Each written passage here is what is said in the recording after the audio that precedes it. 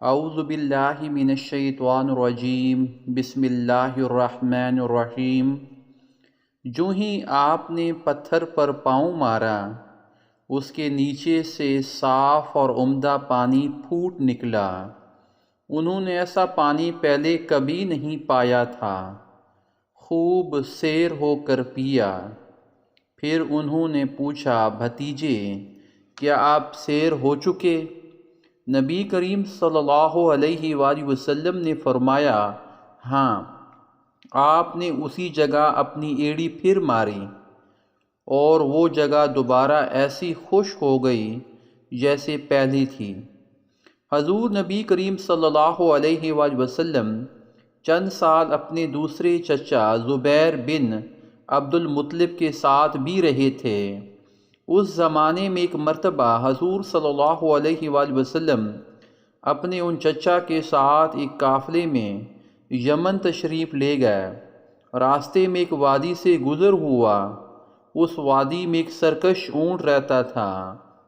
گزرنے والوں کا راستہ روک لیتا تھا، مگر جو ہی اس نے نبی کریم صلی اللہ علیہ وآلہ وسلم کو دیکھا تو فوراً بیٹھ گیا اور زمین سے اپنی چھاتی رگڑنے لگا۔ آپ اپنے اونٹ سے اتر کر اس پر سوار ہو گئے۔ اب وہ اونٹ آپ کو لے کر چلا اور وادی کے پار تک لے گیا۔ اس کے بعد آپ نے اس اونٹ کو چھوڑ دیا۔ یہ قافلہ جب سفر سے واپس لوٹا تو ایک ایسی وادی سے اس کا گزر ہوا جو طوفانی پانی سے بھری ہوئی تھی۔ پانی موجیں مار رہا تھا۔ یہ دیکھ کر آپ نے قافلے والوں سے فرمایا، میرے پیچھے پیچھے آؤ۔ پھر آپ اطمینان سے وادی میں داخل ہو گئے۔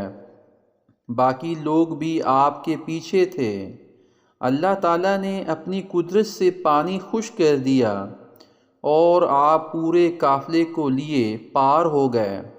قافلہ مکہ پہنچا تو لوگوں نے یہ حیرت ناک واقعات بیان کیے۔ لوگ سن کر بول اٹھے، اس لڑکے کی تو کچھ شان ہی نرالی ہے۔ ابن ہشام لکھتے ہیں، بنو لہب کا ایک شخص بہت بڑا قیافہ شناس تھا، یعنی لوگوں کی شکل و صورت دیکھ کر ان کے حالات اور مستقبل کے بارے میں اندازہ لگایا کرتا تھا۔ مکہ آتا تو لوگ اپنے بچوں کو اس کے پاس لاتے۔ وہ انہیں دیکھ دیکھ کر ان کے بارے میں بتاتا تھا۔ ایک بار یہ آیا تو ابو طالب آپ کو بھی اس کے پاس لے گئے، اور اس وقت آپ ابھی نوعمر لڑکے ہی تھے۔ قیافہ شناس نے آپ کو ایک نظر دیکھا، پھر دوسرے بچوں کو دیکھنے لگا۔ فارغ ہونے کے بعد اس نے کہا، اس لڑکے کو میرے پاس لاؤ۔ ابو طالب نے یہ بات محسوس کر لی تھی کہ قیافہ شناس نے ان کے بھتیجے کو عجیب نظروں سے دیکھا ہے، لہٰذا وہ آپ کو لے کر وہاں سے نکل آئے تھے۔ جب قیافہ شناس کو معلوم ہوا کہ آپ وہاں موجود نہیں ہیں تو وہ چیخنے لگا، تمہارا برا ہو، اس لڑکے کو میرے پاس لاؤ جسے میں نے ابھی دیکھا ہے۔ اللہ کی قسم وہ بڑی شان والا ہے۔ ابو طالب نے نکلتے ہوئے اس کے الفاظ سن لیے تھے۔ ابو طالب نے تجارت کی غرض سے شام جانے کا ارادہ کیا۔ نبی کریم صلی اللہ علیہ وآلہ وسلم نے بھی ساتھ جانے کا شوق ظاہر فرمایا۔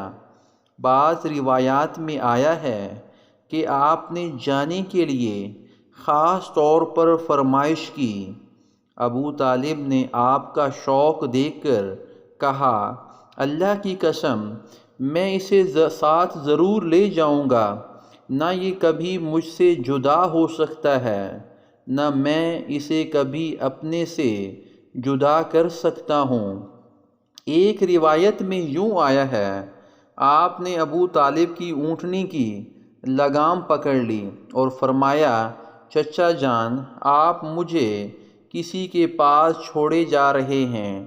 میری نہ ماں ہے نہ باپ۔ اس وقت آپ کی عمر مبارک 9 سال تھی۔ آخر ابو طالب آپ کو ساتھ لے کر روانہ ہوئے، آپ کو اپنی اونٹنی پر بٹھایا، راستے میں عیسائیوں کی ایک عبادت گاہ کے پاس ٹھہرے۔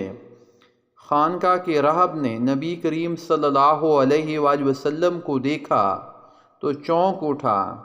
اس نے ابو طالب سے پوچھا، یہ لڑکا تمہارا کون ہے؟ انہوں نے جواب دیا، یہ میرا بیٹا ہے۔ یہ سن کر راہب نے کہا، یہ تمہارا بیٹا نہیں ہو سکتا۔ یہ سن کر ابو طالب بہت حیران ہوئے، بولے، کیا مطلب ہے؟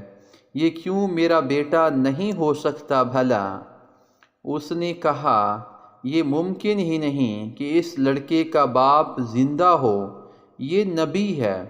مطلب یہ تھا کہ ان میں جو نشانیاں ہیں وہ دنیا کے آخری نبی کی ہیں، اور ان کی ایک علامت یہ ہے کہ وہ یتیم ہوں گے، ان کے باپ کا انتقال اسی زمانے میں ہو جائے گا جبکہ وہ ابھی پیدا ہونے والے ہوں گے۔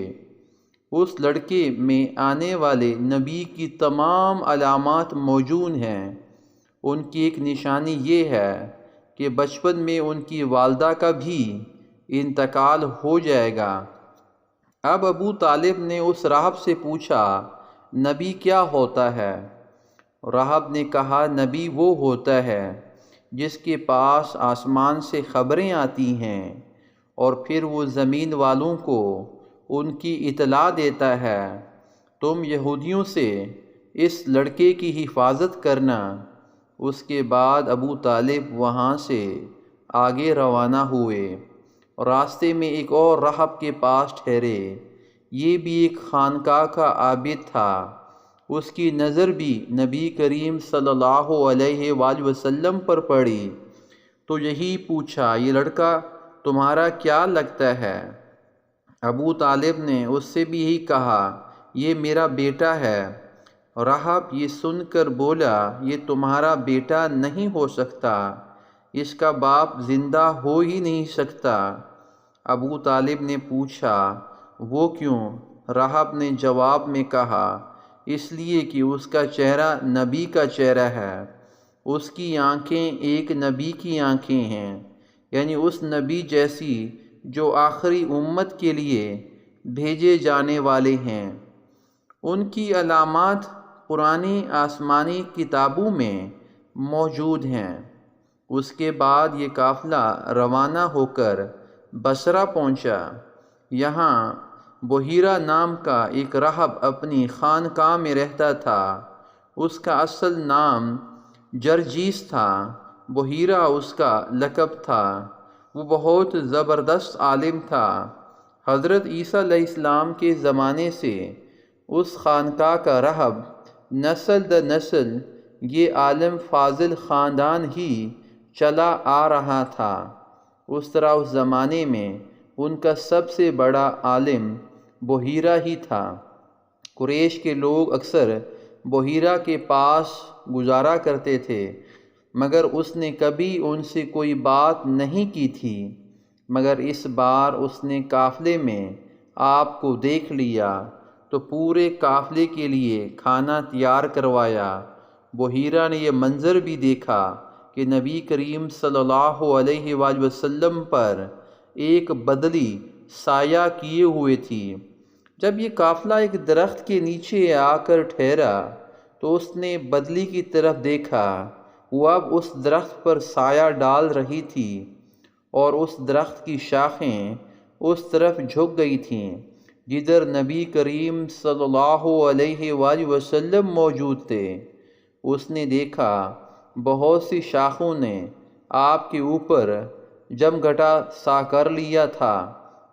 اصل میں ہوا یہ تھا، جب نبی کریم صلی اللہ علیہ وآلہ وسلم اس درخت کے پاس پہنچے تو قافلے کے لوگ پہلے ہی سایہ دار جگہ پر قبضہ کر چکے تھے۔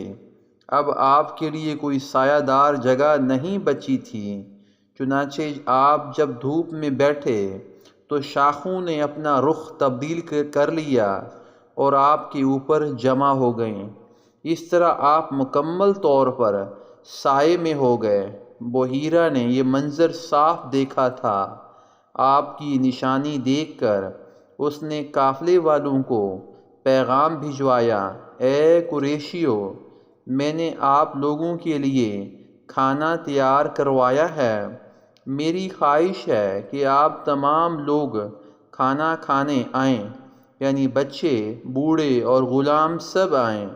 بحیرہ کا یہ پیغام سن کر قافلے میں سے ایک نے کہا، اے بحیرہ، آج تو آپ نیا کام کر رہے ہیں، ہم تو اکثر اس راستے سے گزرتے ہیں، آپ نے کبھی دعوت کا انتظام نہیں کیا، پھر آج کیا بات ہے؟